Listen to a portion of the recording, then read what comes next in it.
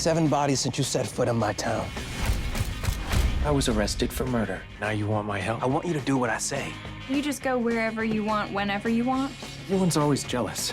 I'm gonna uncover this whole operation and burn it to the ground. Hi, Harvey. How are you doing, sir? Hi, Howard. How are you? I'm good, thanks. Good to see you. Congratulations on the series. I loved it. Loved it to bits. Especially, I mean, your role is what I loved about it is you. I mean, we've seen so many coroners in so many shows, procedural shows before, and yours just breaks the mold, throws it out the window completely. Can you tell me what it was about this role that kind of pulled you in, or did it come off the back of what we do in the shadows, or was this something that you went for specifically yourself? No, it did. It came off of season 3 finale. I was finishing up season 3 in Toronto, and I got a call from the showrunner, and he said, "I want you to play this role." And it's like, oh, I was like, well, I was want to go home and see my family. It's like, but no one can do this role like you can. You'd be such a contribution to the cast. It's already amazing. Which he was right. This cast is so great. So I'm so honored and glad that I got to be a small part in it. It's such a great thriller. It's like I just finished watching the episodes, and it's just like it's great. And I was there, and I'm just like, oh.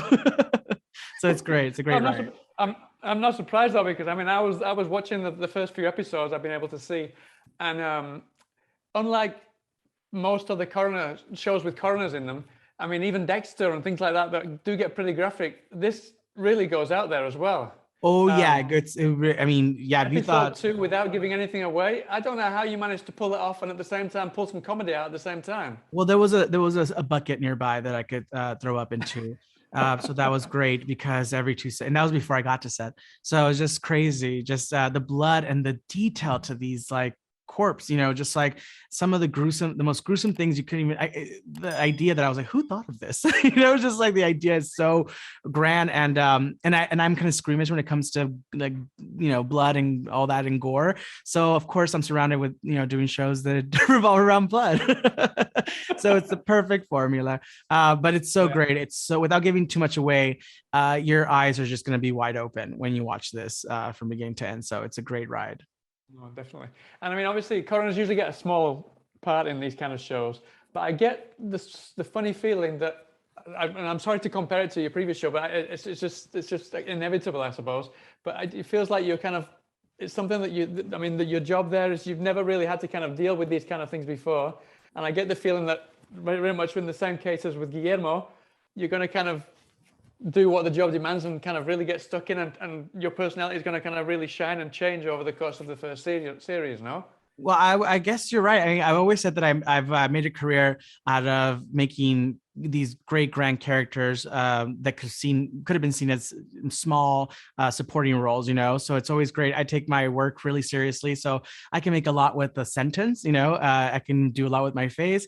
It's just making the character as believable as possible, and I think that's what people like about maybe the work that I put out there, is that sometimes it could be one line or it could be a whole paragraph. It doesn't matter. I'll give you the same 150% to each character, no matter what series I'm doing. And I mean, just to finish off then, when you went into this, I was speaking to the cast before, based on the trailer, I really didn't expect it to be so kind of dark, to go down this dark rabbit hole. Did you read the whole series script before you went into it? Did you know how dark it was actually going to go? No, I didn't. I was familiar with like Lee's, work and whatnot, and I had seen the film obviously, but I didn't read the books until after, actually, because I didn't want to be persuade or influence into doing the character a certain way. And I've done that with all the characters. When I did Magicians, I didn't read the books until after. When I did Shadows, I didn't see the movie until after.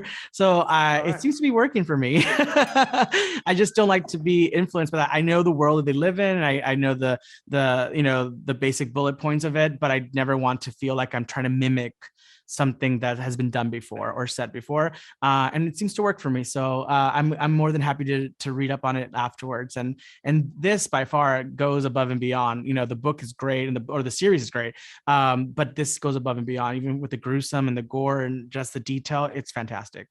Thanks very much for speaking to me. I wish you the best of luck with the series, and hopefully I get to speak to you about season 2 sometime soon. All right, see you soon. Thanks.